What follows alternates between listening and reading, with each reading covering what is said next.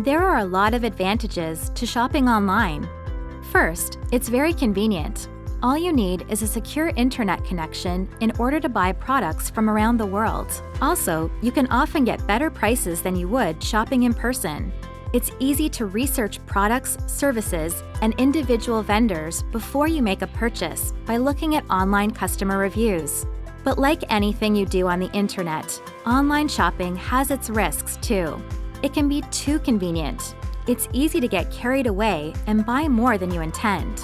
Scammers sometimes offer deals that are too good to be true, selling things that are counterfeit, stolen, damaged, or just don't exist. Even legitimate online shopping sites can have hidden costs that make what you're buying more expensive than you originally thought, like shipping charges and duty fees. But there are steps you can take to protect yourself. Only buy from websites that are secure.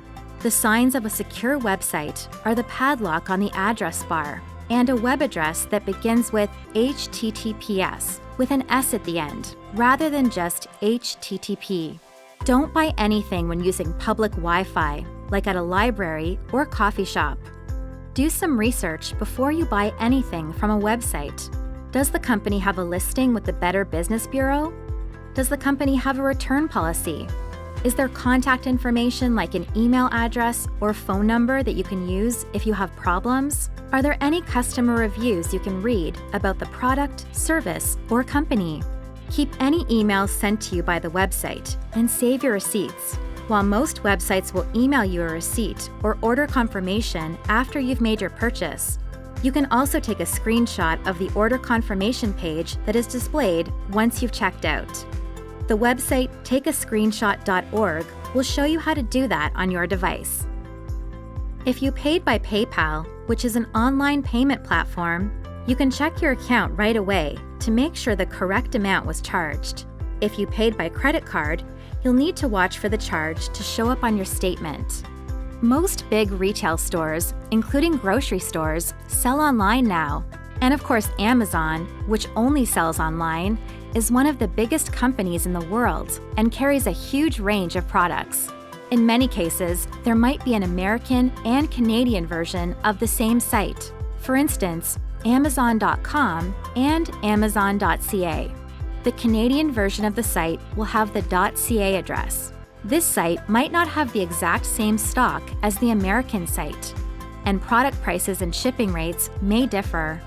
Also, remember that non-Canadian sites will have prices listed in other currencies, like US dollars or British pounds. You can use Google to compare exchange rates. Most websites offer both search boxes and categories for navigation. You can use these to search the whole site, to browse by category, or to search in specific categories. A lot of sites let customers review products, look at the bottom of a product listing, or for a link that says Customer Reviews. You can also open Google in a new tab and search for the name of the product with the word review. Most shopping sites use the idea of a cart or basket. When you've found something you want, click on the Add to Cart or Add to Basket button. You can see what's in your cart or basket at any time by clicking on its icon, usually found in the top right corner. Once you've finished shopping on a website, and as long as you have one or more items in your cart, you can then check out. When you check out, you may be asked to register if you don't already have an account, or you might be able to complete your purchase as a guest. It is recommended to check out as a guest if you can, but in either case, you will need to enter your email address. If you do create an account, remember to choose a strong password. Watch our Keeping Your Devices and Accounts Safe Pins and Passwords video to learn more about how to set a strong password. Then, you'll need to decide how to pay. There are 3 ways you can pay online: with a credit card, with PayPal, or with a gift card. PayPal is an online payment service you need to sign up for in order to use. Once you've signed up, you can either deposit money into your PayPal account or connect it to your bank account or credit card in order to start using it as a method of payment when you shop online. Putting a limited amount of money into your account can be a good way to limit how much you spend. Using a gift card also helps to control spending, and lets you limit how much of your personal information you share when shopping online. It is recommended that you hold onto your gift card until after you've received your merchandise. If you choose to return your purchase, the refund may be put back onto the same gift card. Both credit cards and PayPal give you purchase protection if you're scammed, or if something else goes wrong. Specific details may vary, but purchase protection can help you in different situations, like if the item delivered isn't as described, arrives damaged, or doesn't arrive at all. After you've made your payment, the website might ask if you want to store your payment information for future purchases. Say no to prevent impulse purchases in the future, and to minimize the chances of your payment information being at risk in the event of a data breach.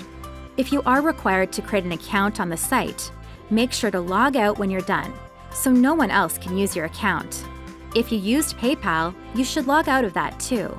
Buying used items isn't that different from buying new, but you need to be extra careful to make sure you will be satisfied with your purchase. It's usually much harder to return used items. Find out what, if anything, the site will do if something goes wrong. Make sure to stay safe when you pick up the item or have it delivered. You can either bring someone with you or arrange to pick it up in a public place. Be especially cautious if a deal seems too good to be true. Most people selling things online are honest, but there are some scams out there. And remember, if you're buying something from someone directly, don't pay them until you have seen and received the product. Also, avoid sending a deposit, even a small one, to hold an item. For more information on online basics, check out the other videos in this series. Visit our website at telus.com/wiseonlinebasics.